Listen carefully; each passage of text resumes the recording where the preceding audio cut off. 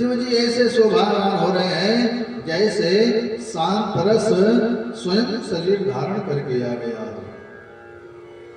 जटाओं का मुकुट है भोले बाबा का, देव नदी गंगा सिर में, दिव्य नेत्र है भोले बाबा का, अद्भुत बाल पर चंद्रमा शोभायमान है और कंठ में विष है भोले बाबा के। लावण्य के खजाना बाबा आनंद में विराजमान है और बैठे हैं तो मैया पार्वती जी को लगा कि कहीं वैसे जैसे पिछली बार समाधि में बैठ गए थे, कहीं आज शांत से बैठे हैं शांति से, कहीं आज भी समाधि न लगा लें। मैया सोच रही हैं। अब गोस्वामी बाबा तुलसीदास जी मार्मिक पंक्तियां लिखते हैं कि मैया क्या सोच रही हैं। पार्वती भल अवसर जानी, गई शंभु पही मातु भवानी। मैया सोच रही है कहीं पिछली बार की तरह भोले बाबा फिर समाधि में न बैठ जाएं। मैया जाती है भोले बाबा के पास और मैया जाती हैं तो भोले बाबा क्या कर रहे हैं। जब मैया आती हैं तो जानी प्रिया आदरवती की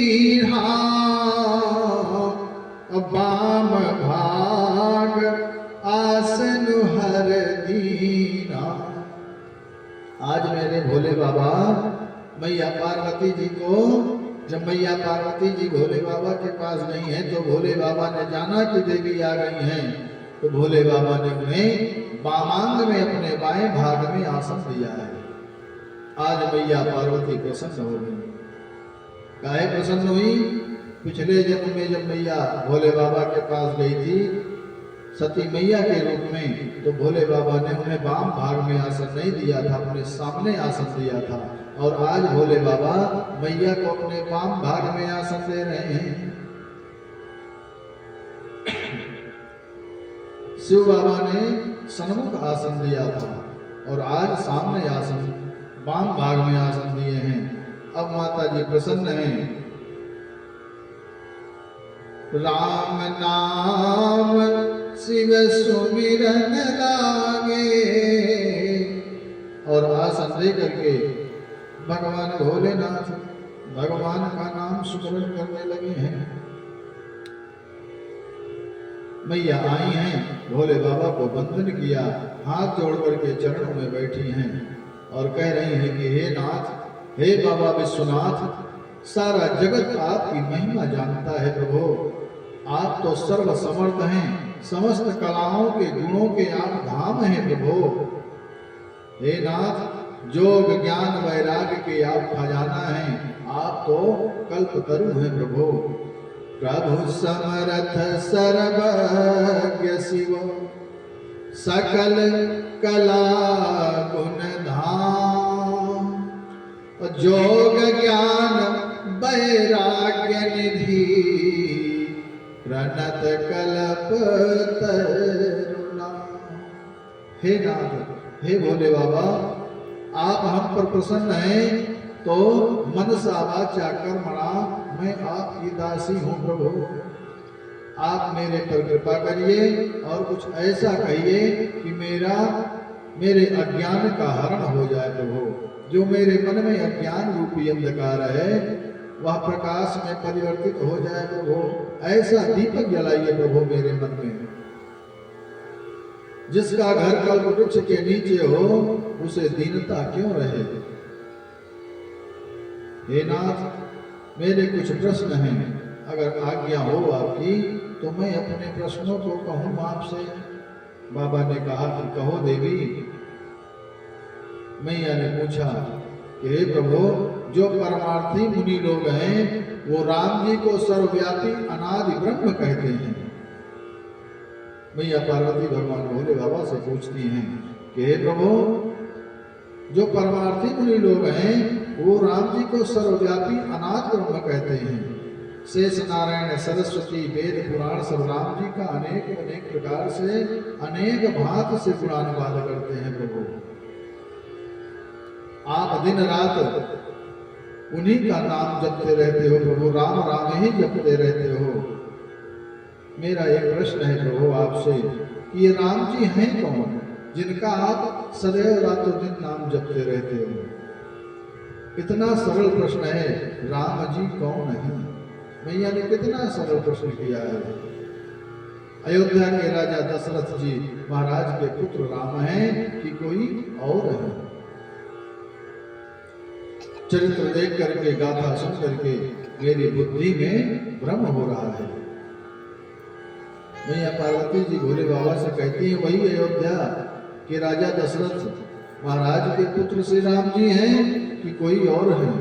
हे प्रभु बताने की कृपा करिए, मेरे बुद्धि में भ्रम हो रहा है। यदि कोई अन्य विभू तत्व है तो हे नाथ विस्तार से बताने की कृपा करिए प्रभु। पिछली बार मैंने वन में भगवान की लीला का दर्शन किया तो मुझे मोह हो गया था। अब मोह नहीं है प्रभु, अब तो राम जी की कथा पर हमारी रुचि है, मन में संदेह नहीं है प्रभु। भगवान भोलेनाथ कहते हैं, अरे देवी, अगर यही संदेह उस समय भी न हुआ होता जैसे अब संदेह नहीं है, तो काहे को इतना सब बवाल होता? सारा प्रश्न मेरी मैया ने एक साथ कर दिया है। वही राम जी हैं जो वन में गए थे, रावण को मारे थे, लौट करके आए अयोध्या। क्या वही राम जी हैं कि कोई और दूसरे राम जी हैं? अब जैसे ही मैया ने प्रश्न किया भगवान श्री राम जी के बारे में, मेरे भोले बाबा के अंदर हृदय में संपूर्ण रामचरितमानस अवतरित हो गया। हरहिय राम चरित सब आए, प्रेम पुलक लोचन जल छाए। श्री रघुनाथ रूप उदयावा, परमानंद अमित सुख पावा। जैसे ही पार्वती मैया ने भगवान भोलेनाथ से प्रश्न किया, भगवान भोले बाबा के हृदय में संपूर्ण रामचरित अवतरित हो गया। क्यों? क्योंकि रचना ही, श्री रामचरित की रचना ही भगवान भोले बाबा की है। जो कोई भी कार्य हम किए रहते हैं तो उसको बोलते ही, विचार करते ही पूरा कार्य हमारे मन में अवतरित हो जाता है। अगर हम श्री जंगली वीर बाबा का दर्शन किए रहेंगे तो जंगली वीर बाबा का नाम आते ही उनके धाम की दृष्टि हमारे मना पटल पर पहुंच जाएगी। अगर हम बाबा घुईसरनाथ धाम का दर्शन किए हैं तो घुईसरनाथ बाबा की चर्चा आते ही हमारे दिमाग में उनकी पूरी तस्वीर, पूरा धाम हमारे मन में अवतरित हो जाएगा।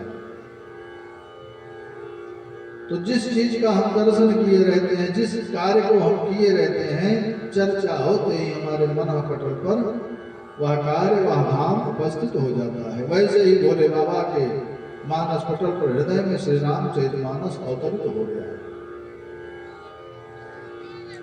मगन ध्यान रस दंड जुग, पुनि मन बाहिर कीन। रघुपति चरित महेश तब, हर्षित भर नहीं। भगवान भोले बाबा अब मैया पार्वती को कथा सुनाने का प्रयास कर रहे हैं, और जैसे ही भगवान भोलेनाथ के मानस पटल पर श्री रामचरितमानस अवतरित हुआ है, थोड़ी देर के लिए भोले बाबा समाधिस्थ हो गए, ध्यान लगा करके बैठ गए। और जब नेत्र खुला है भोले बाबा का तो प्रसन्न भाव से मैया पार्वती को देखा है। और बाबा ने ये कथा के प्रारंभ की भूमिका है, बाबा ने भगवान की कथा मैया पार्वती को सुनाने का प्रयास कर रहे हैं। रघुनाथ जी का स्मरण करके सर्वप्रथम भगवान भोलेनाथ मंगलाचरण कर रहे हैं। और उमा कहूँ मैं अनुभव अपना। मैया पार्वती से भोले बाबा कहते हैं, देवी कथा तो हम आपको सुनाएंगे ही, लेकिन पहले मैं अपना अनुभव आपसे कहता हूँ। उमा कहूँ मैं अनुभव अपना, असत हरि भजन जगत सब सपना। हे देवी, भगवान सत्य हैं, भगवत भजन सत्य है। जिस परमात्मा को जान लेने पर यह जगत गायब हो जाता है। जीवन से और चिंतन से उनका स्मरण करिए, भगवान का स्मरण करिए। और भगवान भोलेनाथ श्री राम जी का स्मरण कर रहे हैं कि बंद हूँ बाल रूप सोई रामो, सब विधि सुलभ जपत जिसो नामो। बंद बाल रूप सोई रामो, सब सिद्धि सुलभ जपत जस नामो। मंगल भवन मंगल हारी, प्रभु सदसरथ भोले बाबा मंगलाचरण कर रहे हैं। मंगल भवन अमंगल हारी, प्रभु सदसरथ अधीर बिहारी। प्रभु सदसरथ अधीर बिहारी, करि प्रणाम महि त्रिपुरारी। हरस सुधा सम गिरा विचारी, करि प्रणाम महि त्रिपुरारी। हरस सुधा सम गिरा विचारी। मेरे भोले बाबा राम जी को प्रणाम करके प्रसन्नता के साथ भगवान की कथा, अमृत भरी कथा सुनाने का प्रयास कर रहे हैं। और मैया पार्वती से कहते हैं कि हे देवी, धन धन गिरी राजकुमारी, तुम समान नहीं को पटारी। धन धन गिरी राजकुमारी, तुम समान नहीं को पटारी। बोले बाबा मैया पार्वती से कहते हैं कि हे देवी, आप ही धन्य हो, आप धन्य हो, धन्य हो। क्यों? क्योंकि पूछे हो रघुपति कथा प्रसंगा, सकल लोक जग पावन गंगा। पूछे हो रघुपति कथा प्रसंगा, सकल लोक जग पावन गंगा। भोले बाबा कहते हैं कि हे देवी, आप धन्य हो। हे गिरिराज पुत्री, आप धन्य हो। क्यों धन्य हैं आप? क्योंकि आपने भगवान श्री राम की पावन कथा सुनने के लिए विचार बनाया है। आपने भगवान श्री राम की कथा पूछा है, इसलिए आप धन्य हैं।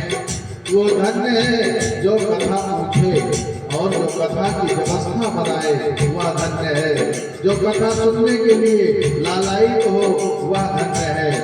भगवान की जब विशेष कृपा होती है तभी यह अवसर हम जीवों को प्राप्त होता है, कथा सुनने का भी और कथा कहने का भी। भगवान भोले बाबा कह रहे हैं कि हे देवी, आज आपका जीवन धन्य हो गया। क्यों? क्योंकि आपने भगवान श्री राम की कथा सुनने का विचार बनाया।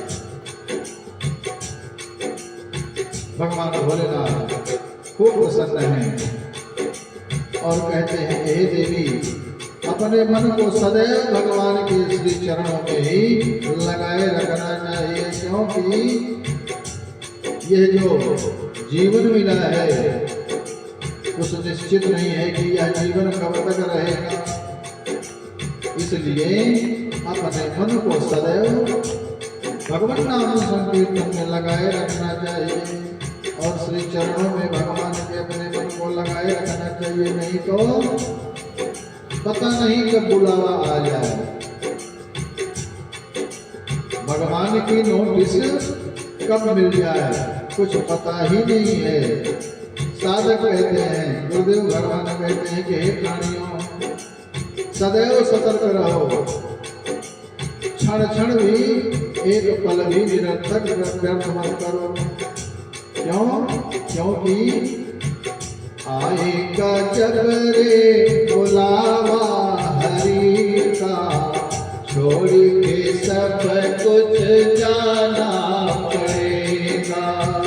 आएगा जब रे बुलावा हरि का, छोड़ के सब कुछ जाना पड़ेगा। आएगा जब रे बुलावा हरि का, छोड़ के सब कुछ जाना पड़ेगा। नाम हरि का साथ जाएगा और न कुछ तू ले पाएगा। नाम हरि का साथ जाएगा और न कुछ तू ले पाएगा। आएगा जब रे बुलावा हरि का, छोड़ के सब कुछ जाना पड़ेगा। आएगा जब रे बुलावा हरि का, छोड़ के सब कुछ जाना पड़ेगा। राग द्वेष में हरि बिसरायो, राग द्वेष में हरि बिसरायो, भूल के निज को जन्म गवायो। भूल के निज को जन्म गवाया। साधक कहता है कि प्राणियों इस संसार में रह करके एक दूसरे से ईर्ष्या द्वेष के भाव को उत्पन्न करके अपने आप को तुम भूल गए हो। अपने आप को पहचानो और भगवान के चरण शरण में अपने मन को लगाओ। राग द्वेष में हरि बिसरायो, राग द्वेष में हरि बिसरायो, भूल के निज को जन्म गवायो। भूल के निज को जन्म गवाया। सुमिरन हरि की सच्ची कमाई, सुमिरन हरि की सच्ची कमाई, झूठी जग की सब है सगाई। झूठी जग की सब है सगाई। जितने भी इस जगत में संबंध हैं, जितने भी प्रकार के संबंध हैं, सब झूठे हैं। अगर सत्य है तो केवल भगवान नाम संकीर्तन, भगवान का सुमिरन ही सत्य है। इसलिए हमें अपने जीवन को, अपने मन को भगवान के चरण में ही लगाए रखना है। सुमिरन हरि की साची कमाई, सुमिरन हरि की साची कमाई, झूठी जग की सब है सगाई।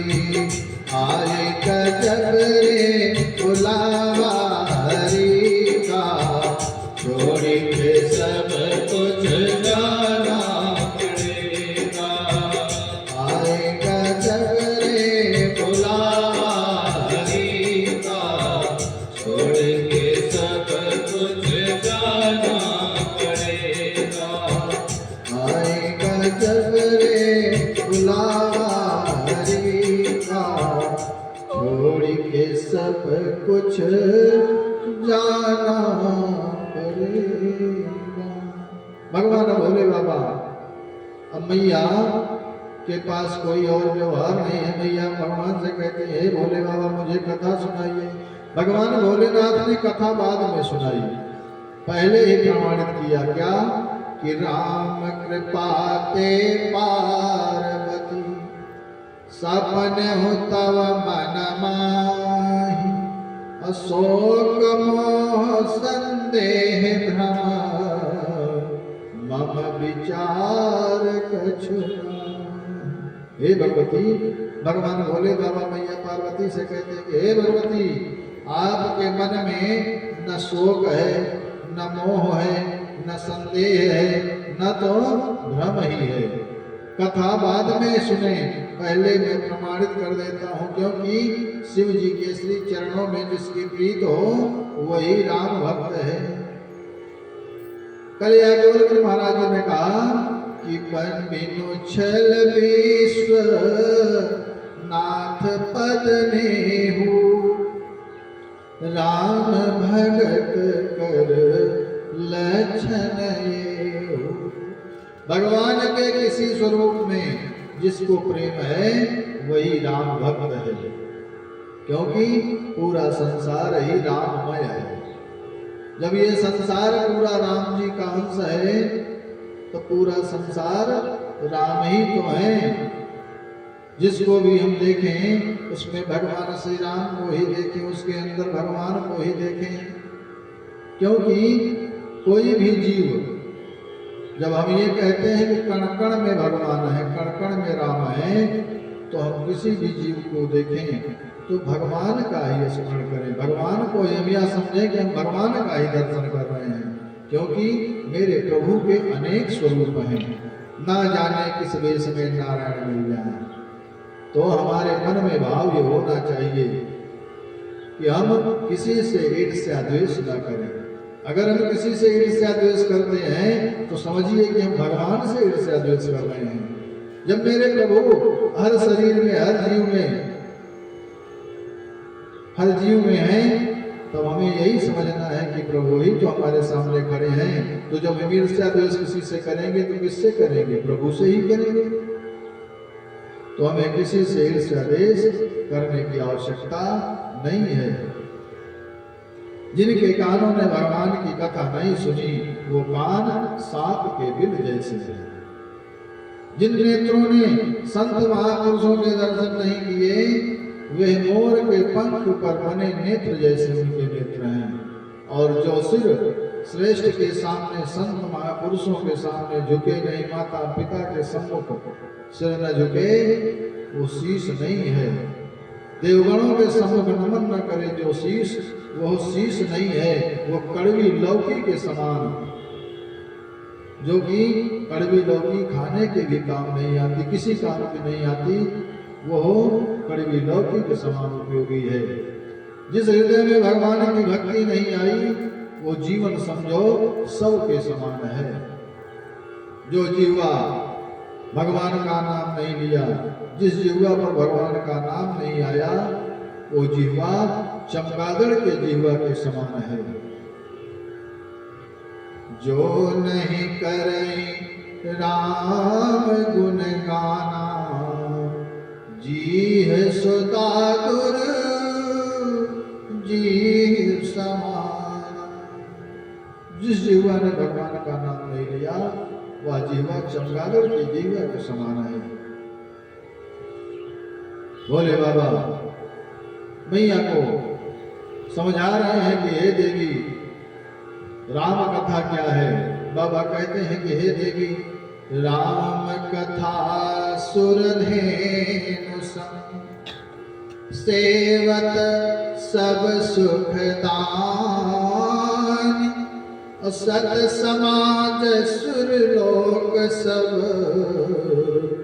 को न सुने असिया। हे देवी श्री राम कथा साक्षात कामधेनु है। संतों के समाज में, सत्यभावी महापुरुषों के समाज में, देवलोक में ऐसा जान करके कौन है जो भगवान की कथा नहीं सुनेगा। भगवान भोलेनाथ शिव बाबा ने कथा की महिमा का बखान करते हुए कहा कि हे देवी भगवान श्री राम की कथा कैसी है, सुनो देवी। भगवान भोले बाबा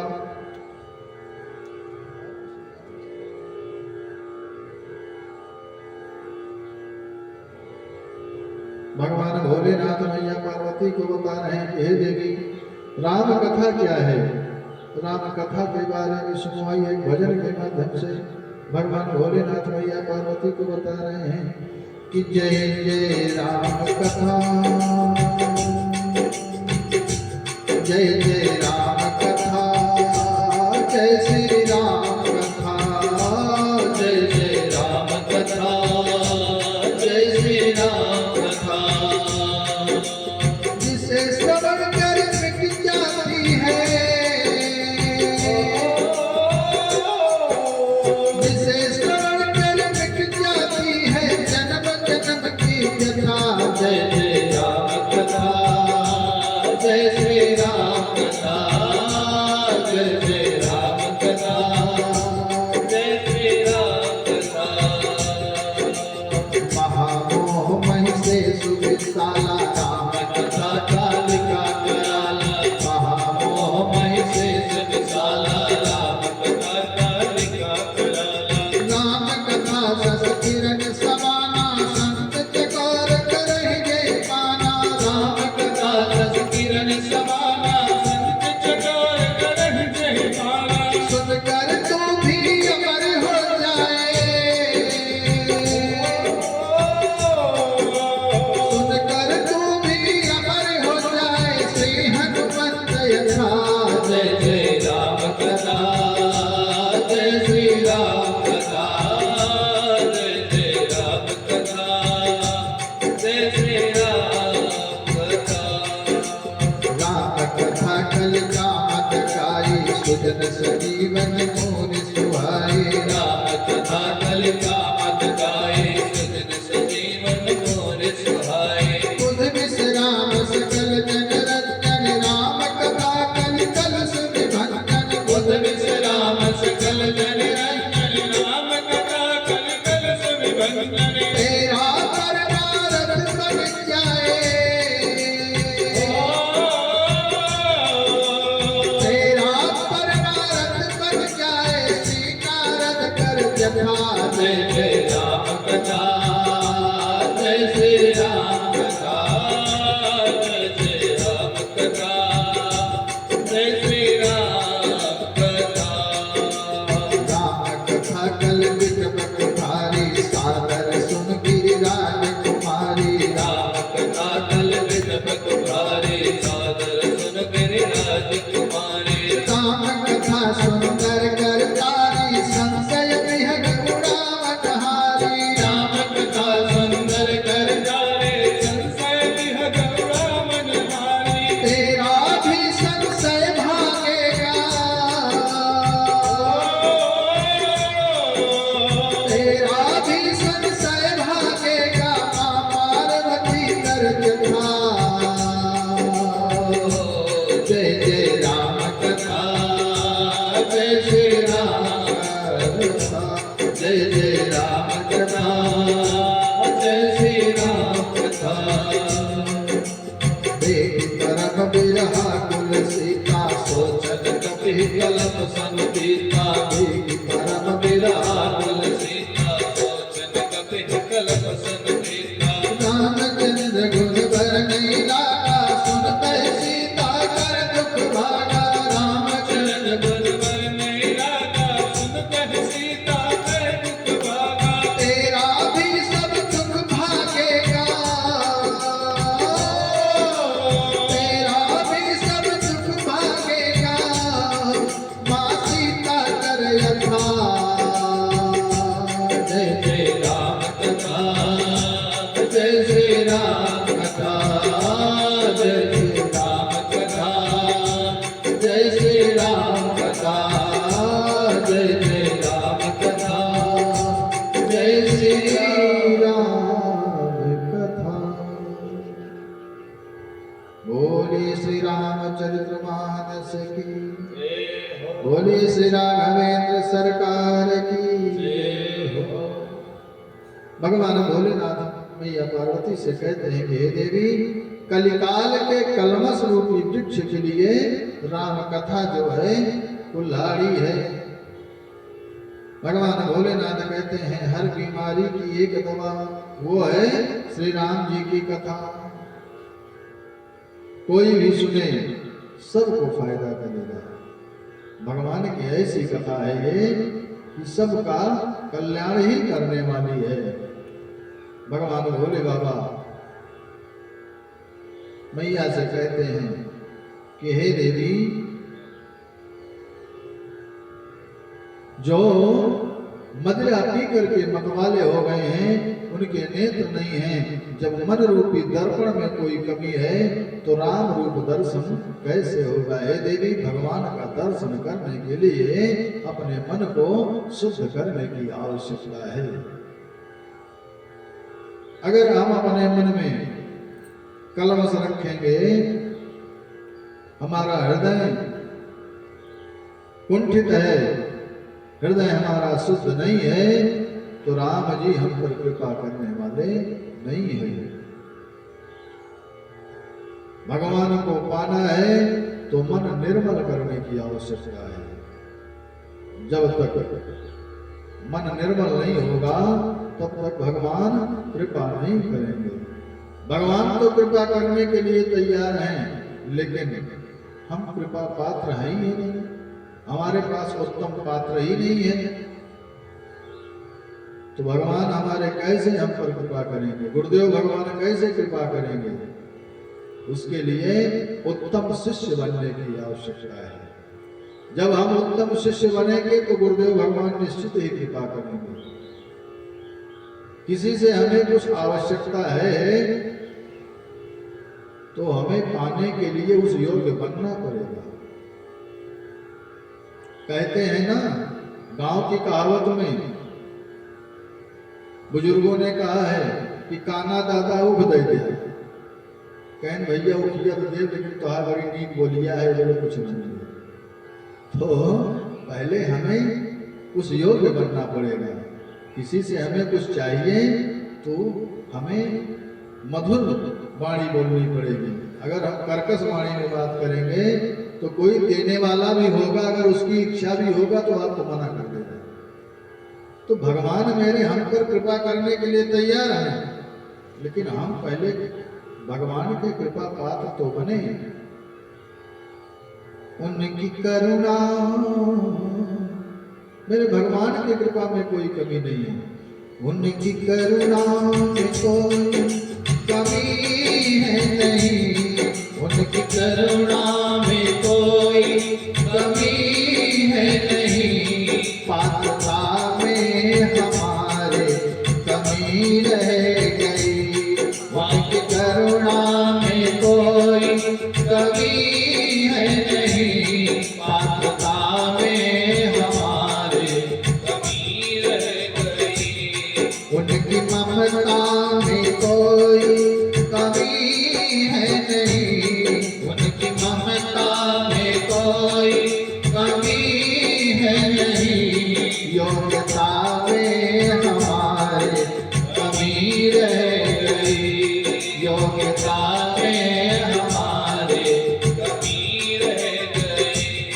देव दुर्लभ दिया देह प्रभु ने हमें, देव दुर्लभ दिया देह प्रभु ने हमें। जो है आकार सुख साधनों का विमल, जो है आकार सुख साधनों का विमल। उनकी समता में, उनकी समता में कोई कमी है नहीं। पुत्रता में हमारे कमी रह गई, उनकी समता में कोई कमी है नहीं। पुत्रता में हमारे कमी रह गई। प्रति दिवस आके मिलते हैं हमको प्रभु, प्रति दिवस आके मिलते हमको प्रभु। फिर भी उनको न हमने निहारा करे, फिर भी उनको न हमने निहारा करे। हमारे भगवान, हमारे प्रभु हमको प्रतिदिन मिलते हैं। ऐसा कोई दिन नहीं है जिस दिन मेरे प्रभु हमको न मिलते हो। लेकिन उनको उनका दर्शन करने के लिए हमारे नेत्रों में वह पात्रता ही नहीं है कि हम उनको पहचान सकें। प्रति दिवस आके मिलते हैं हमको प्रभु, प्रति दिवस आके मिलते हैं हमको प्रभु, फिर भी उनको न हमने निहारा करे, फिर भी उनको न हमने निहारा करे। रवि के उगने में कोई कमी है नहीं, रवि के उगने में कोई कमी है नहीं, नेत्रता में हमारे कमी रह गई, नेत्रता में हमारे कमी रह गई। दोष देता उन्हें नीचे गिरधर था, दोष देता उन्हें नीचे गिरधर था, छोड़ता है नहीं दुष्ट दुर्वासना, छोड़ता है नहीं दुष्ट दुर्वासना, उनकी क्षमता में कोई कमी है नहीं, उनकी क्षमता में कोई कमी है नहीं, सौम्यता में हमारे कमी रह गई, सौम्यता में हमारे कमी रह गई। उनकी करुणा में कोई कमी है नहीं, पात्रता में हमारे कमी रह गई, पात्रता में हमारे कमी रह गई। बोलिए राघवेंद्र सरकार की, जय हो, बोलिए गुरुदेव भगवान की, जय हो, बोले हनुमान जी महाराज की। जय हो। भगवान की हमारे ऊपर अद्भुत करुणा है, विशेष कृपा है, लेकिन हम मानने के लिए तैयार ही नहीं है। भगवान ने हमको सब कुछ दे दिया है, कोई कमी नहीं है, लेकिन हम हमेशा यही कहते हैं कि भगवान ने हमको कुछ नहीं दिया। भगवान पता नहीं क्यों हमारे ऊपर अन्याय करते हैं, ये कहना बंद कर दो। कभी भी मन में ऐसा विचार नहीं आना चाहिए। अगर भगवान ने सब कुछ दिया है तो हम ये कहेंगे तो वो आपकी बड़ी कृपा है, आपने हमको सब कुछ दिया है। लेकिन क्या कभी किसी के मुंह से आपने ये सुना होगा? नहीं सुना। जल्दी कोई नहीं कहता, बहुत बिरले लोग होंगे जो कहते होंगे प्रभु आपने हमको सब कुछ दिया है। सब यही कहते हैं प्रभु हमारे पास कुछ भी नहीं है। तो भगवान दे रहे हैं लेकिन हमारे पास कुछ भी नहीं है। जैसे हम अपने बच्चों को ध्यान देते हैं, बच्चों के लिए सारी व्यवस्था करते हैं, माता पिता थक जाते हैं सारी व्यवस्था देते देते, लेकिन वही बालक जब एक दिन कहता है कि आपने हमारे लिए क्या किया है, आपने मेरे लिए कुछ नहीं किया, तब उस माता पिता के हृदय पर क्या गुजरती होगी कि पूरा जीवन निछावर कर दिया। और आज यही बालक कह रहा है यही कि आपने मेरे लिए कुछ नहीं किया। अरे माँ ने आपको जन्म दे दिया, इस धरा पर आपको अवतरित कर दिया, इससे बड़ी आवश्यकता और क्या है। सबसे बड़ा कार्य तो यही हुआ कि आपको भगवान की कृपा से आपको इस धरा धाम पर अवतरित कर दिया। हमें कभी भी अपने माता पिता से भूल कर भी ये नहीं कहना चाहिए कि आपने हमारे लिए किया ही क्या है। एक नगर के सेठ मंदिर के बाहर एक भिखारी को भिक्षा मांगते हुए देखा। बिल्कुल हट्टा कट्टा नौजवान था। नौजवान जाकर के भिखारी को सेठ जी से कहता है कि हे सेठ जी, मैं बहुत गरीब हूं, मुझे कुछ दे दीजिए। अब सेठ जी उस नौजवान को देख करके इतने क्रोधित हुए। सेठ जी ने कहा क्या कमी है? भिखारी ने कहा कि मेरे पास खाने के लिए कुछ भी नहीं है। सेठ ने कहा ठीक है, हम तुमको इतना पैसा दे देंगे कि तुम्हारे पास पैसा ही पैसा हो जाएगा। ऐसा करो, मैं तुम्हें 1,00,000 रुपया देता हूं, तुम अपनी एक आंख मुझे दे दो। तुम्हें पैसा नहीं तुम्हारे पास ना, अपनी एक आंख मुझे दे दो, मैं तुम्हें 1,00,000 रुपया दूंगा। नौजवान कहता है नहीं, मैं आंख क्यों दूं? तब सेठ कहता है अच्छा दोनों आंख दे दो, तुम्हें 5,00,000 रुपए दूंगा। तुम्हारे पास पैसा नहीं है ना? नौजवान कहता है नहीं, मैं आंख नहीं दूंगा। फिर सेठ कहता है, नौजवान कहता है आंख दे दूंगा तो देखूंगा कैसे, इसलिए आंख नहीं दूंगा। सेठ कहता है चलो ठीक है, आंख से तुम्हें देखना है ना, आंख मत दो, अपना एक हाथ मुझे दे दो, मैं तुम्हें 10,000 रुपया दूंगा। तो नौजवान कहता है जो अपना हाथ दे दूंगा तो भोजन कैसे करूं, मैं अपना हाथ नहीं दूंगा।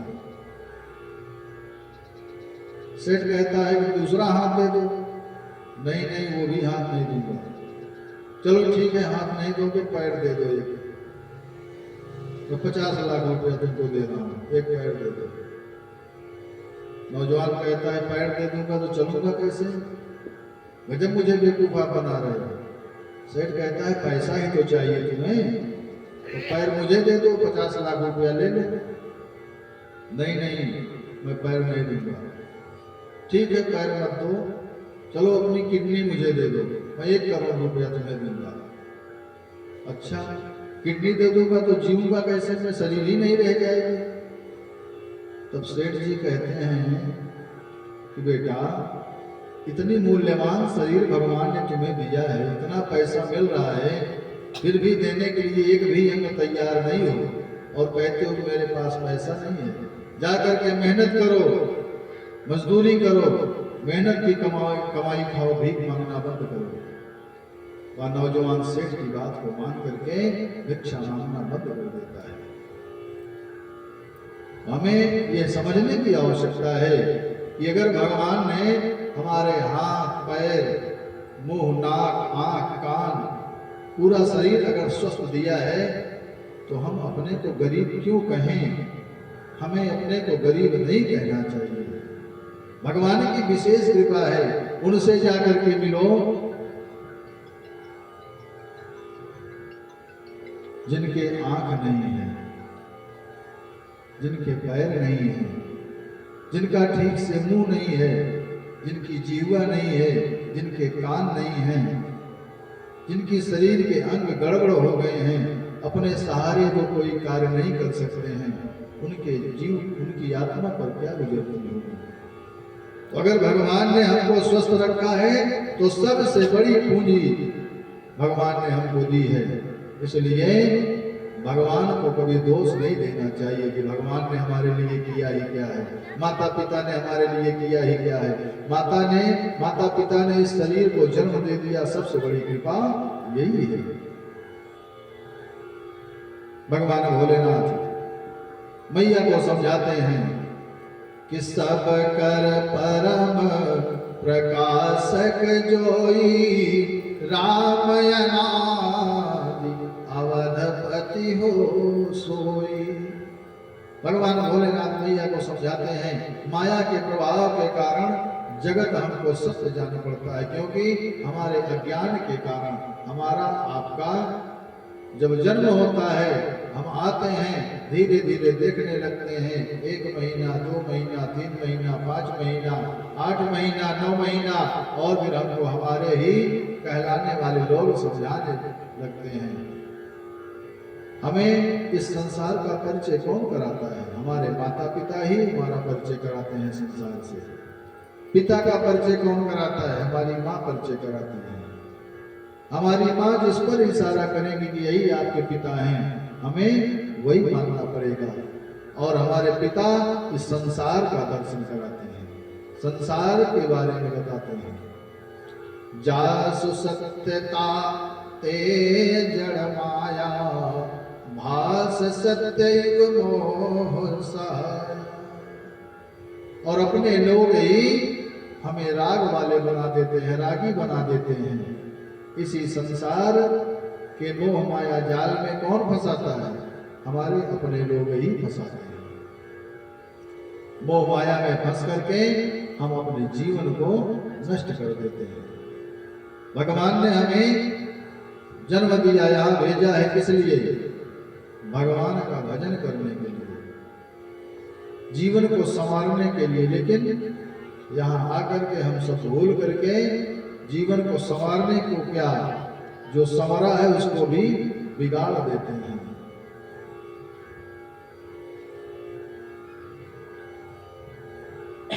कभी भी जीव समझ नहीं पाता कि हमें करना क्या है।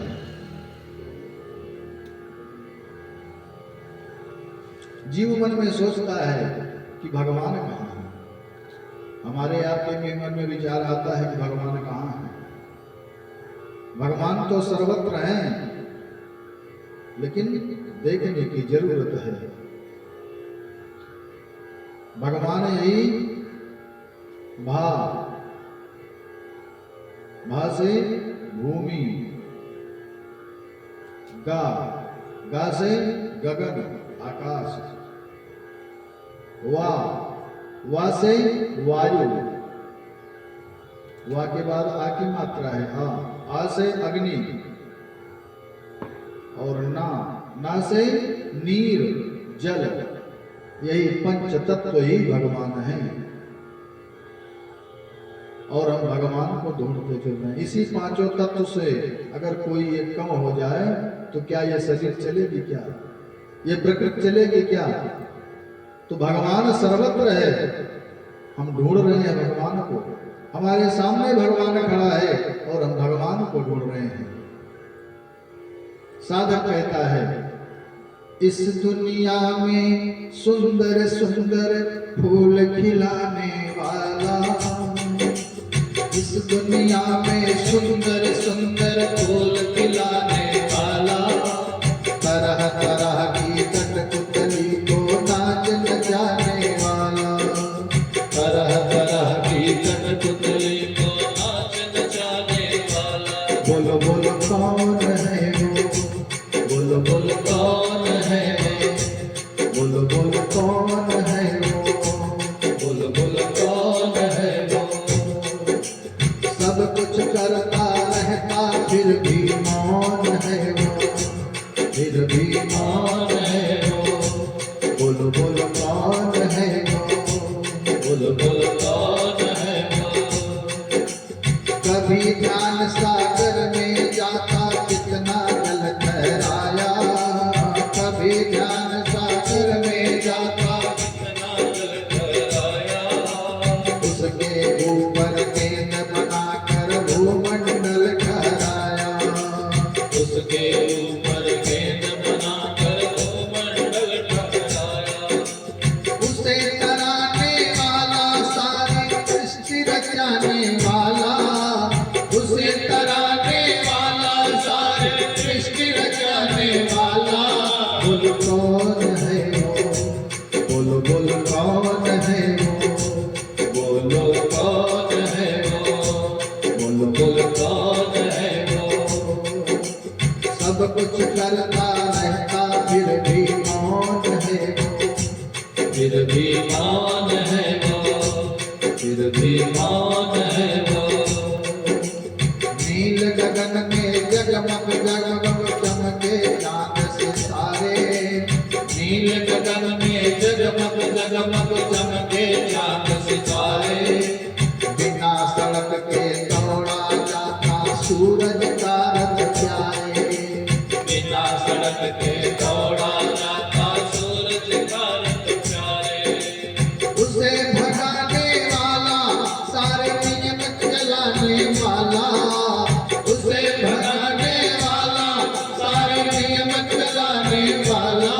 बोलो कौन है वो, बोलो बोलो कौन है वो? बोलो कौन है वो? बोलो बोलो कौन है वो? सब कुछ करता रहता फिर भी मौन है वो, फिर भी मौन है वो, फिर भी मौन है वो, फिर भी मौन है वो। फिर भी मौन है वो। कैसे मौन है? जैसे हमारे परिवार में जो कोई श्रेष्ठ होता है, जो सारी व्यवस्था देखता है, पूरे घर की जिम्मेदारी देखता है, सारी व्यवस्था करता है, लेकिन घर परिवार वाले कहते हैं कि आपने किया ही क्या है, तो वो मौन रहता है, कुछ बोलता नहीं है। चाहे जितना उसको कोसो, लेकिन कुछ नहीं बोलता है। जो सही मायने में जिम्मेदार है और जो दिखावे में जिम्मेदार है, वो तो कूदता फांदता रहता है। क्या नहीं किया मैंने, सब कुछ तो किया आपके लिए, अब मैं नहीं करूंगा। लेकिन जो सही मायने में जिम्मेदार है वो मौन हो जाता है, कुछ नहीं बोलता है। उसी तरह मेरे प्रभु हैं, सब कुछ करते हैं हमारे लिए, लेकिन मौन रहते हैं, कुछ कहते नहीं हैं। यही मेरे भगवान हैं, जो चुप रह करके हमें सारी व्यवस्था देते रहते हैं। जो हम कर सकते हैं वो हम करते हैं। भगवान सब कर रहे हैं, लेकिन मानव क्या कहता है? हमने किया। जो हमने कर लिया वो हम कर सकते हैं, हमने किया। और जो नहीं हो पाया, अगर गड़बड़ हुआ तो भगवान ने गड़बड़ कर दिया। ये मानव का स्वभाव है। बाबा ने मैया से कहा कि हे देवी, आदि अंत को जासु न पावा, मति अनुमान निगम यसुगा। भगवान बोले, बाबा मैया को बताते हैं, बिनु पद चलई सुनई बिनु काना, कर बिनु कर्म करई विधि नाना। भगवान भोलेनाथ बता रहे हैं राम जी के बारे में कि हे देवी, मेरे राम जी कैसे हैं? आदि अंत को जासु न पावा, मति अनुमान निगम सुगावा। बिनु पद चलई, मेरा प्रभु कैसा है? बिना पैर के चलता है। मेरा राम बिना पैर के चलने वाला है। बिनु पद चलई सुनई बिनु काना। मेरा राम बिना पैर के भी, बिना कान के भी सुन लेता है और बिना पैर के भी चलता है। अकर बिनु कर्म, बिना हाथ के सारे कर्म करता है। कर बिनु कर्म करहि विधि नाना। नाना प्रकार के कर्म वो करता है बिना हाथ के। आनन रहित सकल रस भोगी, अबिनु बानी बकता बड़ जोगी। राम सिया राम, सिया राम जय जय राम। राम सिया राम, सिया राम जय जय राम। तन बिनु परस नयन बिनु देखा,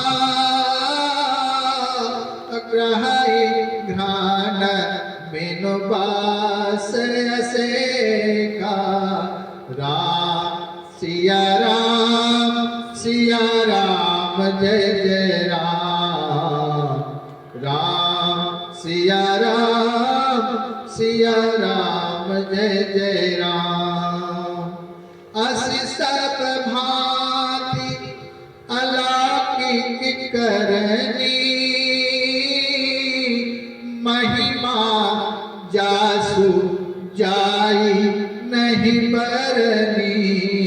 राम सिया राम, सिया राम जय जय राम। राम सिया राम, सिया राम जय जय राम। जही में गावहि पदे बुध, जाय धरई मुनि ध्यान।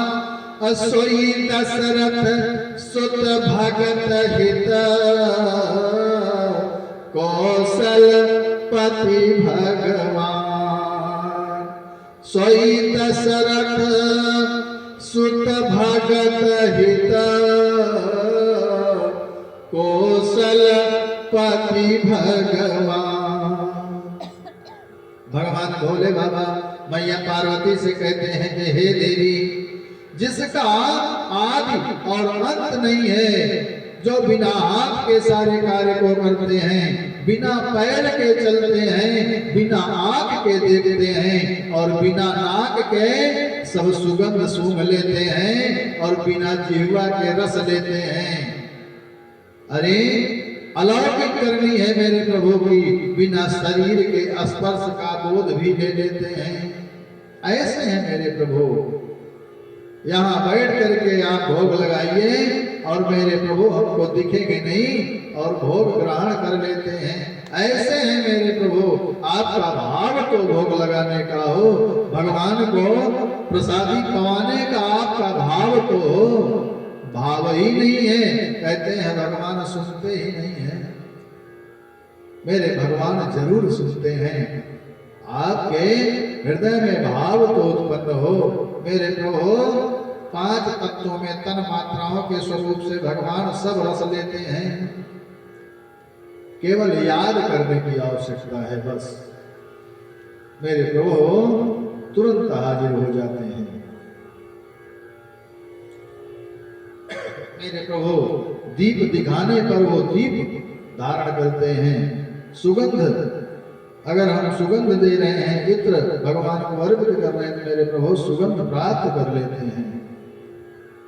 लेकिन हमारे मन में श्रद्धा और विश्वास हो, और जब श्रद्धा और विश्वास होगा तो समझिए आपके अंदर मैया पार्वती और भगवान भोलेनाथ साक्षात बैठेंगे। क्योंकि श्रद्धा मैया पार्वती हैं और विश्वास भगवान भोलेनाथ हैं।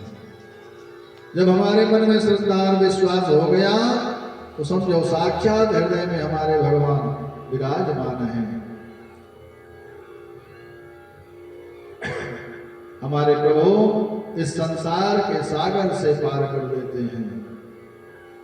किसको पार करते हैं? जो मेरे प्रभु का मन से विश्वास से नाम लेता है। सादर सुमिरन जे नर करही, बाल पारिदी गोपद इव तरही। राम सा परमात्मा भवानी, अतः भ्रमयति अभिहित तव मान। भगवान भोलेनाथ मैया पार्वती से कहते हैं कि हे देवी, राम जी परमात्मा हैं, आपकी वाणी उचित नहीं है। राम भगवान है, राम नारायण हैं। ऐसा संशय यदि आ भी गया तो हृदय में तो ज्ञान वैराग्य और जितने भी गुण हो जीव के समाप्त हो जाते हैं। आपने राम जी पर संशय किया, यही गड़बड़ किया। संशय करने की आवश्यकता नहीं है। मेरे प्रभु सबके कष्टों को दूर करने वाले हैं। शिव बाबा के भ्रम को मिटाने वाले वचनों को सुन करके अब मैया पार्वती के सारे प्रश्नों, मैया पार्वती के मन में जितने प्रश्न थे, मानो जैसे सारे प्रश्न समाप्त हो गए। श्री रघुनाथ जी के चरणों की तरफ मैया की प्रीति बढ़ी है। हमारी आपकी भी प्रीति श्री राघव जी के चरणों में बढ़े। भगवान से प्रार्थना करेंगे, हे प्रभु, जैसे मैया पार्वती के मन को आपने अपने चरणों में लगाया है, हे प्रभु हमारे भी हृदय और मन को पवित्र करके प्रभु अपने श्री चरणों में मुझे जगह दो। प्रभु भगवान पर कभी शंका नहीं करना चाहिए, शंका का प्रसंग भी नहीं आना चाहिए। मैया ने कहा कि हे प्रभु, मैया पार्वती ने भगवान भोलेनाथ से कहा कि हे प्रभु, किस कारण से परमात्मा को अवतार लेना पड़ा, मुझे यह सुनाइए। मैया पार्वती भगवान भोलेनाथ से कहती हैं कि हे प्रभु, अब आप हमें यह बताएं कि मेरे प्रभु को किस कारण अवतार लेना पड़ा। भगवान भोलेनाथ ने कहा कि हे देवी, यह मंगल कथा मैं आपको सुनाऊंगा। जो कथा काकभूषुंडी जी ने गरुड़ जी को सुनाई है। सुन शुभ कथा भवानी रामचरित मानस विमल, कहा भुसुंडी बखान सुना बिहद नायक गरुड़। हे देवी सुनो, मेरे उदार प्रभु का चरित्र सुनो। कथा गाए जाओ, सोचते जाओ और सुनते जाओ, आनंद में अनुराग में डूबते जाओ। कथा सुनने का असली आनंद तभी है जब हम भगवान में अपने मन को लगा करके अनुराग से अपने मन को भगवान के कथा में लगाते चले जाएं। बुद्धि लगाने की जरूरत नहीं है, सिर्फ मन में भक्ति लाने की आवश्यकता है। अगर हम भगवान के प्रति बुद्धि लगा दिए तो समझो सारा खेल समाप्त हो गया। भगवान बुद्धि से नहीं प्राप्त होते हैं, भगवान भक्ति से प्राप्त होते हैं। सतयुग से लेकर के आज तक क्या आपने सुना कि भगवान किसी विद्वान को मिले हों, ज्ञानी को भगवान मिले हों, वैरागी को भगवान मिले हों? नहीं। भगवान अगर मिले हैं तो सिर्फ भक्त को मिले हैं। भक्त की कोई जाति नहीं होती है। भक्त का हृदय शुद्ध होना चाहिए। मैया सबरी को भगवान मिले हैं। क्या सबरी उच्च कुल की थी क्या? मीरा जी को भगवान मिले हैं। रविदास जी को गंगा मैया मिली है। आज तक हमने तो नहीं पढ़ा ना सुना कि भगवान ज्ञानी को मिले हों। आप लोग अगर पढ़े सुने हो तो भाई हो सकता है कहीं पढ़े हो, लेकिन जहां तक हमें ज्ञान है, हमें जानकारी है, भगवान आज तक मिले हैं तो केवल भक्त को मिले हैं, ज्ञानी और विद्वान को नहीं मिले। ज्ञानी तो अहंकारी होता है ना, विद्वान भी अहंकारी होता है, लेकिन भक्त कभी अहंकारी नहीं होता है। अगर अहंकारी है तो वो भक्त नहीं है। भगवान केवल भक्त को मिलते हैं। तर्क करने वाले को भगवान नहीं मिलते हैं, कुतर्क करने वाले को भगवान नहीं मिलते हैं। राम अतर्क बुद्धि मन बानी, मत हमार अस सुनहि सयानी। राम जी कैसे अवतार लिए, कब लिए, क्यों लिए, जैसे मेरे समझ में आया वो मैं आपको सुनाऊंगा। भगवान भोलेनाथ कहते हैं, देवी मैं बहुत कुछ जानने वाला नहीं हूं, लेकिन मेरे प्रभु ने अवतार क्यों लिया, कब लिया, कैसे लिया, जो भी भगवान की कृपा होगी मैं तुम्हें बताने का प्रयास करूंगा। भोले बाबा कहते हैं कि हे देवी, जब जब हो ही धर्म कै हानि, पाढ़हि असुर अधम अभिमानी, करहि अनीति जाय नहीं मरनी, असीदहि विप्र धेन सुर धरनी। तब तब प्रभु धरि विविध शरीरा, हरहि कृपा निधि सज्जन पीरा। भगवान भोलेनाथ कहते हैं कि हे देवी, मेरे बाबा भोलेनाथ ने कहा कि हे देवी, जब जब धर्म की हानि होती है, अधर्म बढ़ता है, तब मेरे प्रभु अवतार लेते हैं। लेकिन कैसे? असुर और अभिमानी लोग जब बढ़ते हैं, अधर्मी बढ़ जाते हैं। अधर्मी कौन है और अभिमानी कौन है? जो अधर्मी है, अभिमानी है। भोले बाबा कहते हैं कि हे देवी, असुर कौन है? जो अधर्मी है, जो अभिमानी है, वही असुर है। असुर के कहीं सींग पूछ अलग से नहीं होती है। इसी समाज में रह करके ऐसे ही मानव शरीर में ही असुर लोग भी रहते हैं। कर्म पर आधारित है। देवता और राक्षस कर्म से होते हैं। जो सत्कार्य करे वही देवता है, और जो दुष्कर्म करे वही राक्षस है। अभिमानी ही राक्षस है, अधर्मी ही राक्षस है। जो दूसरे के धन को छीन ले, जो दूसरे को कष्ट दे, वही राक्षस है, वही अधर्मी है। और जो दूसरों को सुख प्रदान करे, परोपकार में अपने जीवन को लगाए, दूसरे का हित करे, वही देवता है। देवता और राक्षस की सिर्फ यही परिभाषा है और दूसरी परिभाषा नहीं है। सूक्ष्म व्यवस्था बड़े थोड़े में समझने की आवश्यकता है। बाकी व्याख्या करते रहे दिन रात 24 घंटे, साल 2 साल व्याख्या होती रहेगी, कभी व्याख्या पूरी नहीं हो सकती है। बहुत छोटे में समझने की आवश्यकता है। राक्षस कौन? जो दूसरे को का अहित करे, दूसरे का नुकसान करे, दूसरे को कष्ट पहुंचाए, जो हिंसा करे, वही राक्षस है। जो दूसरों को सुख पहुंचाए, परोपकार करे, सत्कार करे, वही देवता है।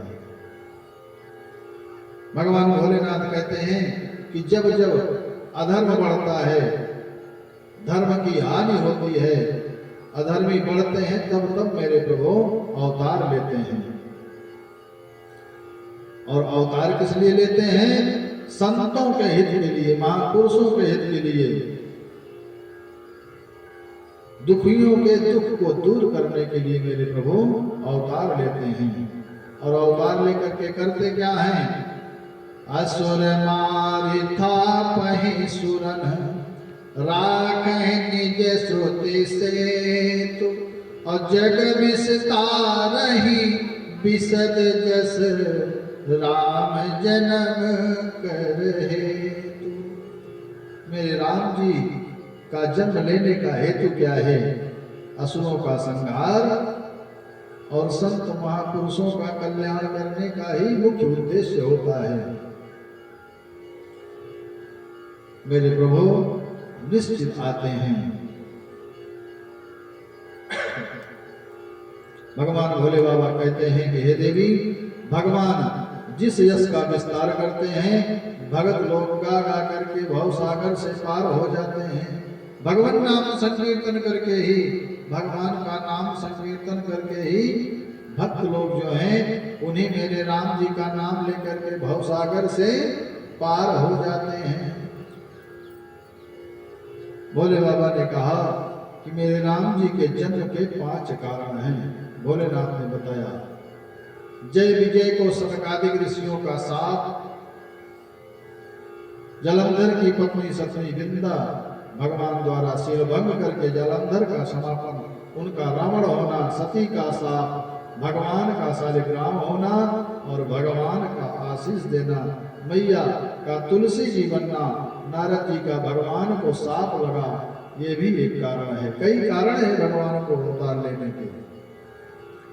भगवान की इच्छा के विरुद्ध धरती पर कुछ भी नहीं होता है। जो कुछ होता है सब मेरे प्रभु की इच्छा से होता है। भगवान भोलेनाथ मैया पार्वती को बता रहे हैं, हे देवी, जो भी साप लगा वो भी सब भगवान की ही इच्छा थी। मेरे प्रभु के इच्छा के बगैर 1 इंच भी इधर उधर कुछ नहीं हो सकता। राई घटे न तिल बढ़े। मेरे भगवान ही सब कुछ करने और कराने वाले हैं। भगवान भोलेनाथ मैया से कहते हैं, ये देवी, आपके गुरुजी ने एक बार मेरे प्रभु को साथ दिया था। यह भी एक कारण भगवान का अवतार लेने का है। मैया कहती हैं कि मेरे गुरुजी ने साथ दिया था। भगवान भोलेनाथ कहते हैं, हाँ देवी, आपके गुरुजी ने। क्यों साथ दिया था? भगवान को साथ कह दिया। भगवान ने ऐसा क्या कार्य किया जो मेरे गुरुदेव ने उनको साथ दिया?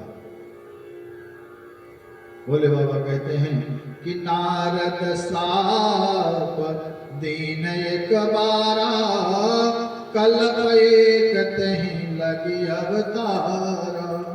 गिरिजा चकित भई सुनि बानी, नारद विष्णु भगत पुनि गान। कारण कवन श्राप मुनि दीन, कीन्हा, काय अपराध रमापति कीन्हा। मैया पार्वती भोलेनाथ से कहती कि हे प्रभु, हमारे गुरुदेव भगवान के आराध्य विष्णु भगवान है, वो तो भगवान नारायण का भजन करते हैं, उनका संकीर्तन करते हैं, उन्होंने भगवान को क्यों श्राप दिया? एक बात समझ में नहीं आई। माता जी ने कहा कि नारद जी ने श्राप क्यों दिया? कुछ तो भगवान ने गलती जरूर की होगी।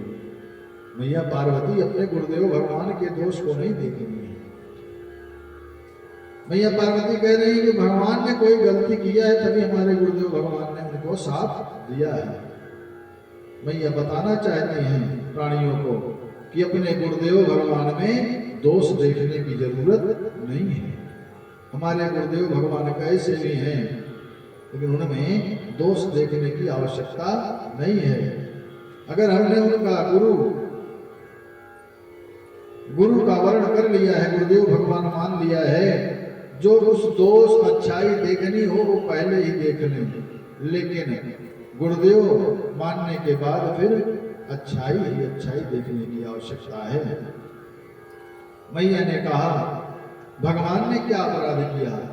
बोले बिहस महेश तब। जब मैया ने पूछा कि भगवान ने क्या गलती की थी, तो भगवान भोलेनाथ कहते हैं कि बोले बिहस महेश तब, ज्ञानी मूढ़ न कोई, और जही यस रघुपति करही, जब सो तस तहि क्षण हो। मेरे प्रभु जैसा चाहते हैं वैसा ही होता है।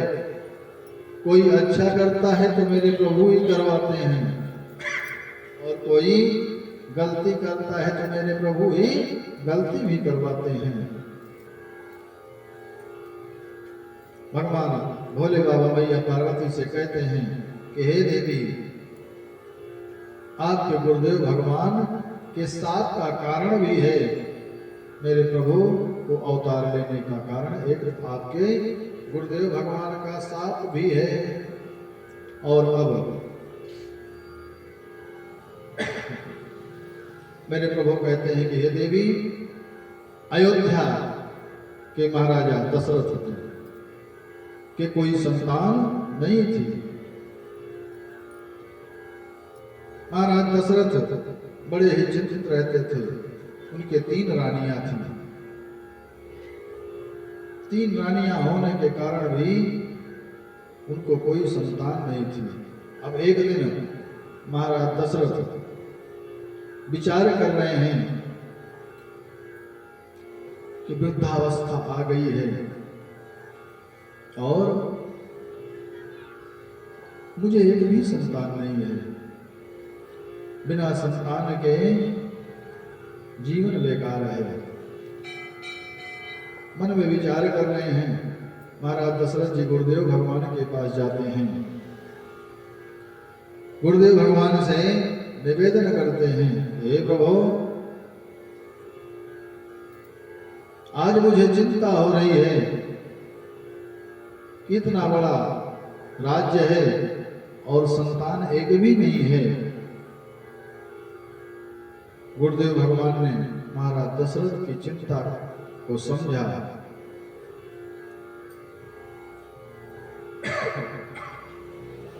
और गुरुदेव भगवान ने कहा कि हे राजन, आप परेशान मत होइए। धरहु धीर होई हैं सुत चारी, त्रिभुवन विदित भगत भयहारी। हे राजन, आप चिंतित मत होइए। जैसे अभी तक आपने धैर्य रखा, अब थोड़े समय के लिए और भी धैर्य रखिए। आप संतान की चिंता कर रहे हैं, एक संतान की चिंता कर रहे हैं। आपको एक संतान नहीं, आपको तो 4 संतान होंगे, आपको 4 पुत्र होंगे। थोड़ा आप धैर्य रखिए।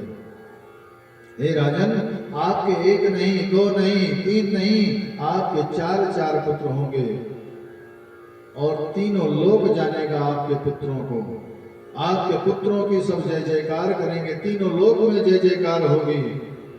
और आपके पुत्र जो होंगे वो धर्म की रक्षा करेंगे, ऐसे दिव्य पुत्र आपको प्राप्त होंगे।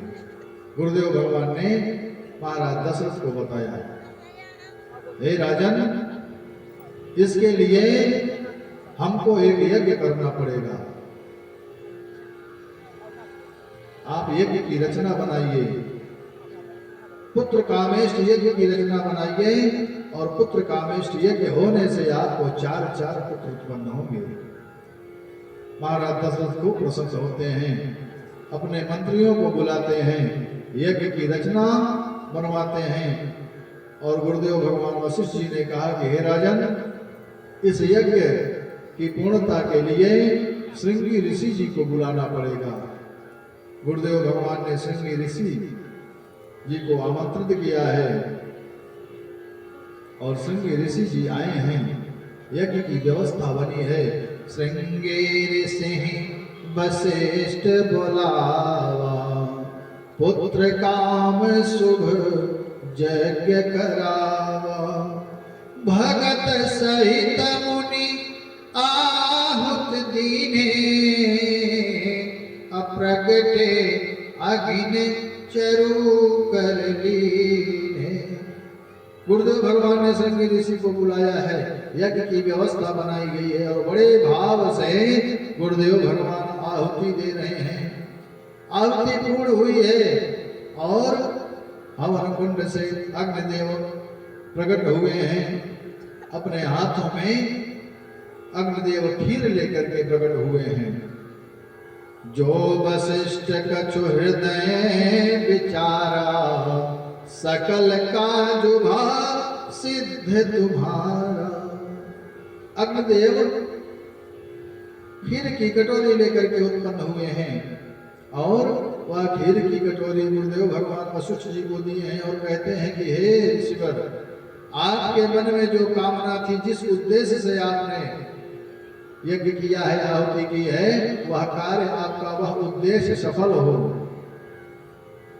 गुरुदेव भगवान को अग्नि देवता ने खीर से भरी हुई कटोरी प्रदान किया है और कहा कि ले जाकर के महाराज दशरथ को दीजिए और वो ले जाकर के अपनी रानियों को दें। गुरुदेव भगवान पायस को लेकर के आते हैं, महाराज दशरथ को देते हैं और कहते हैं कि हे राजन, यह जो भगवान का प्रसाद है, ले जाकर के अपने रानियों को दे दो।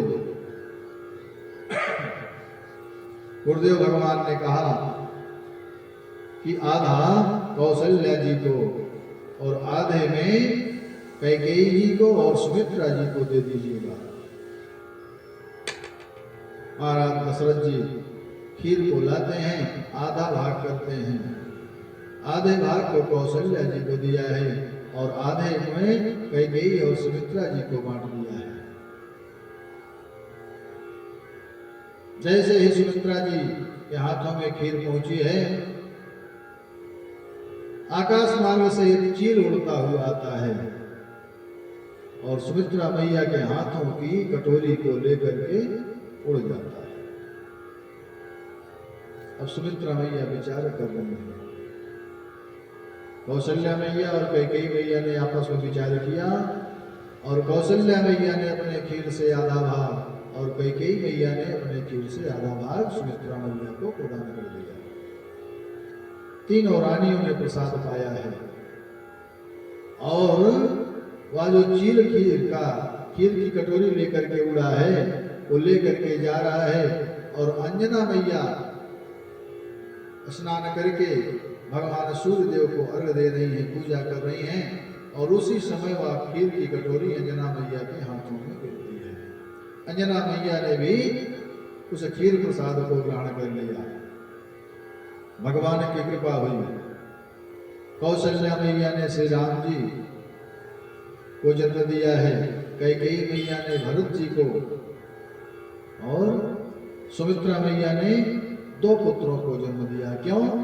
क्योंकि 2 भाग ग्रहण किया है, इसलिए मैया ने 2 पुत्रों को जन्म दिया है। और वो जो अंजना मैया को प्रसाद प्राप्त हुआ है, उसी के प्रभाव से हनुमान जी का भी जन्म हुआ है। जब महाराज दशरथ ने ले जाकर के खेल दिया, माताओं ने आपस में लिया है और समय आया है। जालिन ते हरि गर्भहि आए, सकल लोक सुख संपत्ति छाए। मंदिर महा जब राजहि रानी, शोभाशील तेज की खानी। सुख जुत कछुक काल चल गयऊ, अजहि प्रभु प्रकट सो अवसर भयऊ। माताएं सभी गर्भवती हुई हैं, समय आया है, 9वां महीना बीता है, मंगलवार का दिन है, 9वीं तिथि है, दोपहर का 11 बजा है। जोग लगन ग्रह बार तिथि, सकल भय अनुकूल। अचर अरु अचर हर्ष जुत, राम जन्म सुख। धरती पर जड़ भी चेतना में आ गए हैं, सभी आनंदित हो गए हैं। क्यों? क्योंकि मेरे प्रभु आ रहे हैं। देवताओं ने धरती पर जब आनंद की गति देखा तो देवलोक से देवताओं ने आपस में मीटिंग बुलाई है, बैठक बुलाई है। देवताओं ने सभा की है आपस में और कहा कि प्रभु आ रहे हैं, जगत का कल्याण करने के लिए ब्रह्म अवतार ले रहा है। चलो हम सब दर्शन करने चलते हैं, मेरे ठाकुर जी आ रहे हैं। सभी देवता चल पड़े हैं भगवान का दर्शन करने के लिए। सब देव चले,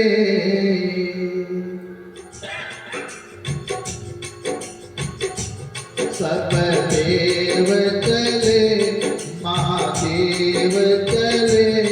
लय लया फूलन के हार रे, आओ राम जी मेरी नागरिया। सब देव चले, महादेव चले। लय लय फूलन के हार रे, राम जी आओ नागरिया। शिव शंकर ने आगे बढ़कर अपना डमरू बजाया। शिव शंकर ने आगे बढ़कर अपना डमरू बजाया। गंधर्वों ने ताल मिलाकर प्रभु की स्तुति गाया। सब हरसि रहे, मेघ बरसि रहे। अमृत की सरस फुहार रे, मेरे राम जी आओ नागरिया। सब देव चले, महादेव चले। लय लय फूलन के हार, आओ राम जी मेरे नागरिया। नवमी तिथि मधु मास पुनीता, नवमी तिथि मधु मास पुनीता। सकल पथ अभिजित हरि प्रीता, मध्य दिवस यदि शीत न घामा। पावन काल लोक विश्रामा। ब्रह्मा वेद पढ़े, सूर्यान चढ़े। फूल नदी करें बौछार रे, मेरे राम आओ नागरिया। लो जो लगन ग्रहवार तिथि, अनुकूल सकल जगवारी।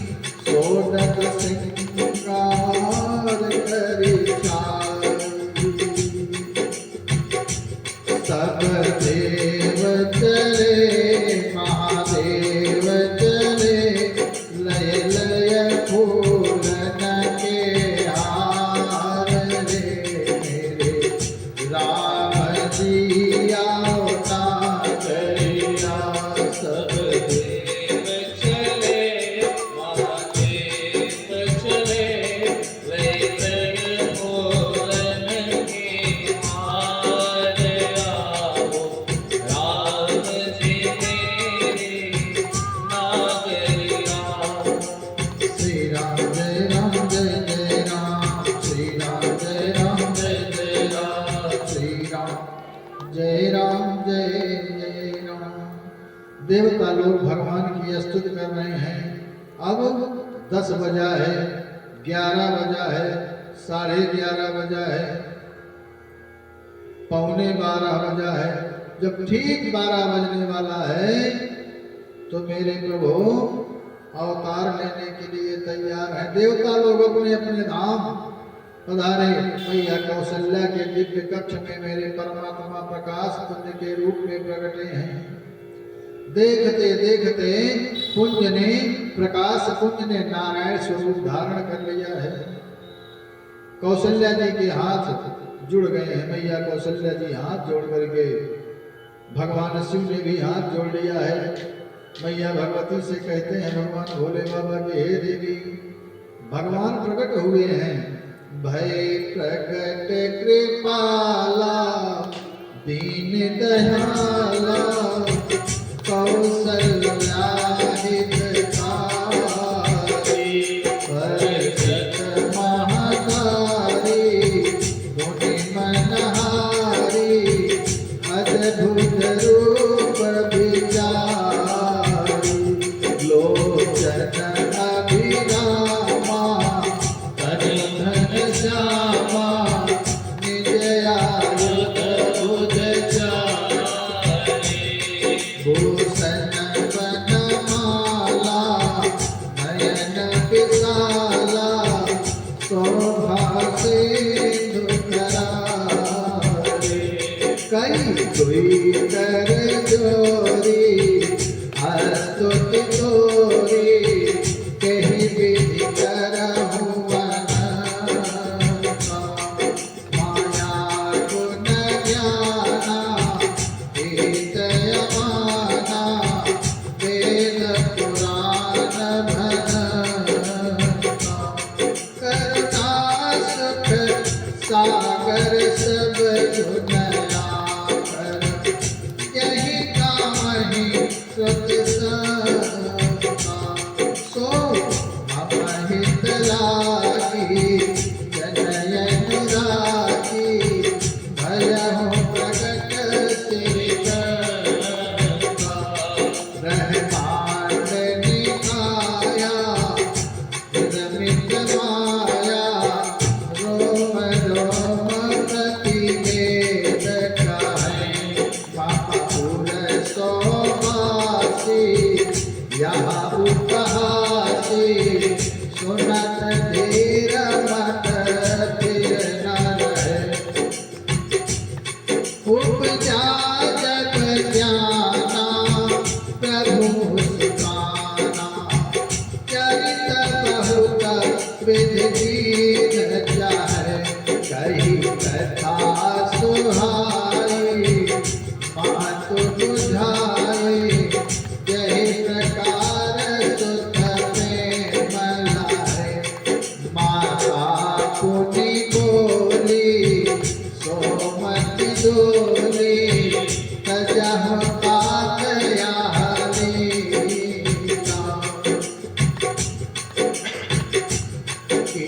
जैसी सुलीला अति प्रिय शीला यह सुख परमय रूपा सुन बचन सुजाना रोदन खाना वही बालक सुरभूपा यह चरित देखा वही हरिपद पावहि तेन परहि भवभूता। भगवान भोले बाबा मैया पार्वती से कहते हैं, हे देवी या भगवान का चरित्र जो भी गाता है, जो भी सुनता है, वह भगवान के परम पद को प्राप्त करता है और भवसागर में कभी वह गिरता नहीं, भवसागर पार हो जाता है। परमात्मा ने अवतार लिया है और मैया से पूछा कि मैया ठीक है ना? मैया कौशल्या कहती है, नहीं प्रभु, ये जो आप चतुर्भुज में अवतार लिए हो ये बिल्कुल ठीक नहीं है।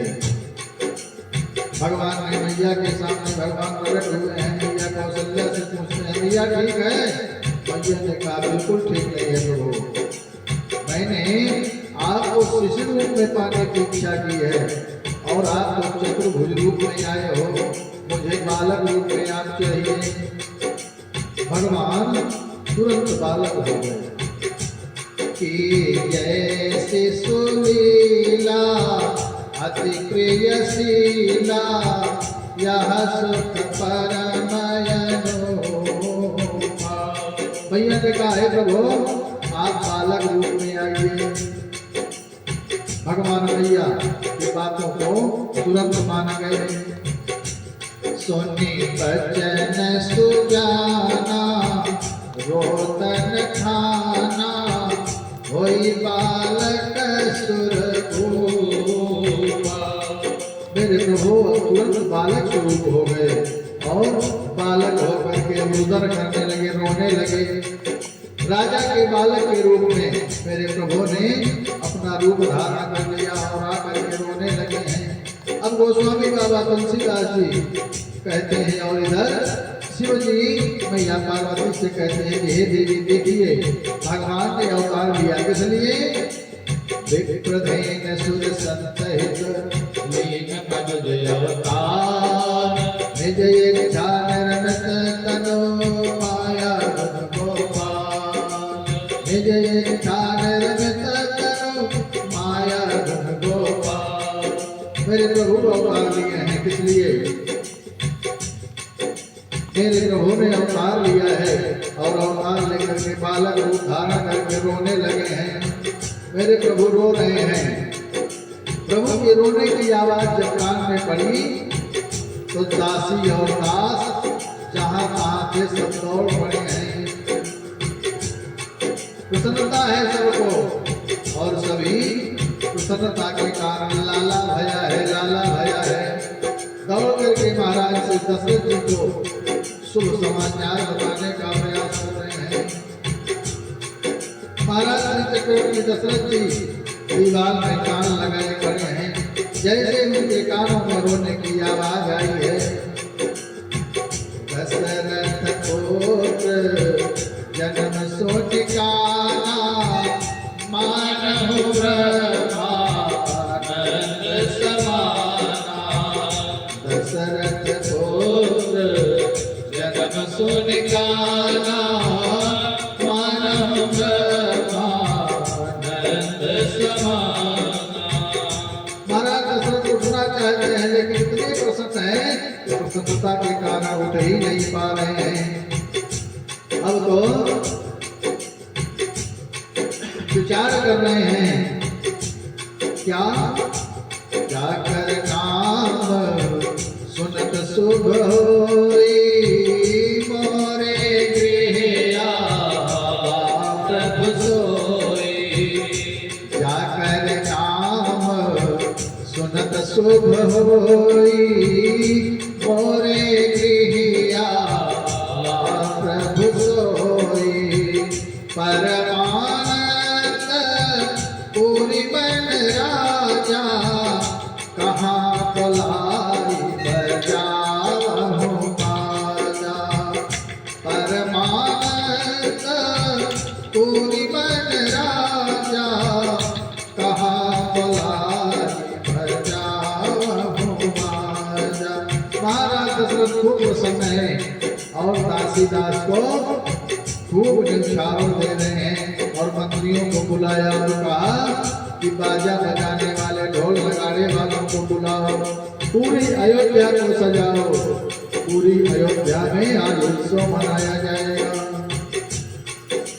अवध में आनंद मनाया जा रहा है। आइए हम आप भी भगवान के अवतार के अवसर पर श्री जंगली वीर बाबा धाम में उत्सव मनाते हैं। हम आप भी आनंद में खूब आनंदित होते हैं। अवध में आनंद भयो जय रघुबर लाल की। अवध में आनंद भयो जय रघुबर लाल की। अवध में आनंद भयो जय रघुबर लाल की।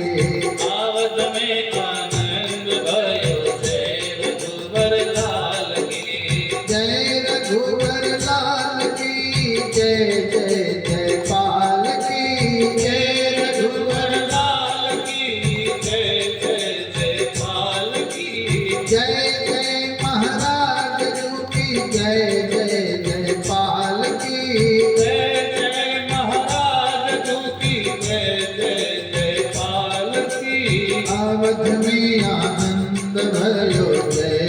रघुबर लाल की अवध में आनंद भयो जय रघुवर लाल की अवध में आनंद भयो जय रघुबर लाल की आवत में आनंद भयो जय रघुवर लाल की हाथी दीनी घोड़ा दीनी और दीनी पाल की हाथी दीनी घोड़ा दीनी और दीनी पाल की अवध में आनंद भयो जय रघुबर लाल की आवत में आनंद भयो जय रघुवर लाल की कौन को दीनी हाथी घोड़ा कौन को दीनी पाल की कौन तो दीनी हाथी घोड़ा कौन तो दीनी पाल की अवध में आनंद भयो जय रघुबर लाल की आवत में आनंद भयो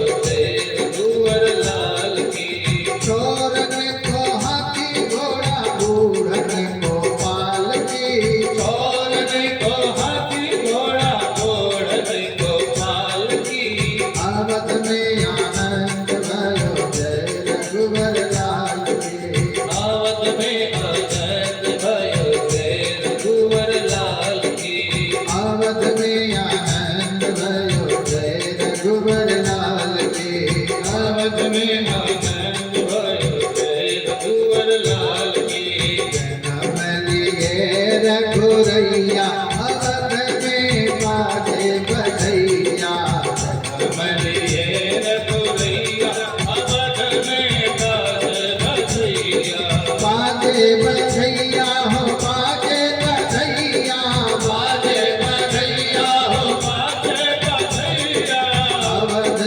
जन्म लिए रघुरैया अवध में बाजे बधैया मलिए रघुरैया अवध में बाज बधैया धन्य अवधपुर धन राजा दशरथ जय अवधपुर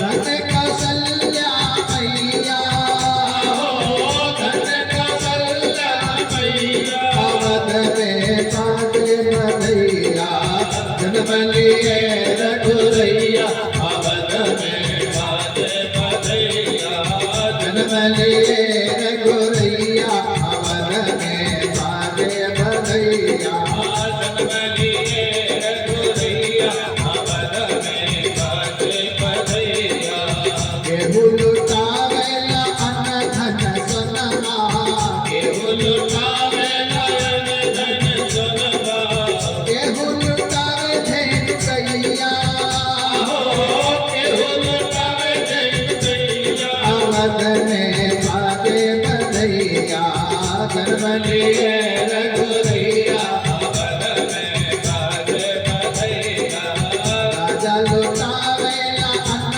धन सोनमा राजा लुटावे नयन धन सोनवा गुरुवर लुटावे धेनु कैया गुरुवर लुटावे जैन दैया अवध में बाजे बधैया जन्म लिए रघुरैया अवध में बाज बधैया जन्म लिए रघुरैया अवध में बाज बधैया पति जन बिरुदावन गावे बंदी जन बिरुदावन गावे जय जय जय महाराज की सुनावे जय जय महाराज की सुनावे फूल बरसावे सुरदैया फूल बरसावे सुरदैया अवध में बाजे बधैया जन्म लिए रघुरैया अवध में बाज बधैया जन्म लिए रघुरैया अवध में बाज बधैया वेद मंत्र मुनि वृंद पढ़त है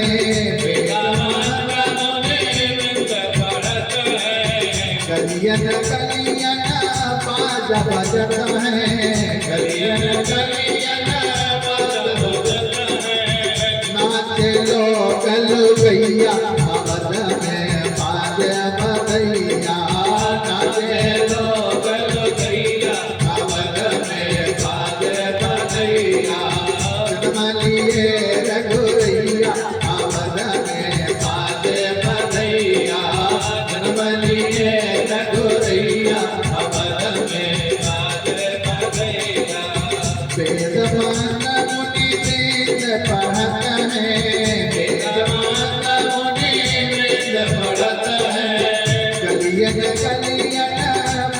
बजत है, गलिया में गलिया बाजा बजत है। नाचे लोग लुटैया, नाचे लोग लुटैया, अवध में बाजे बधैया, जन्म लिए रघुरैया, अवध में बाजे बधैया, जन्म लिए रघुरैया, अवध में बाजे बधैया, जन्म लिए रघुरैया, अवध में बाजे बधैया, जन्म लिए रघुरैया, अवध में बाजे बधैया। बोलिए राघवेंद्र सरकार की जय हो। आइए, बड़े ही हर्ष का विषय है, भगवान ने अवतार लिया है। आज अवध में बधाई गाई जा रही है, पूरे नगर में हर्षोल्लास मनाया जा रहा है। अब आज की कथा यहीं पर विश्राम होती है। सभी अपने मन में हर्षित रहें, प्रसन्न रहें, और आगे की कथा कल गाई जाएगी। आइए बड़े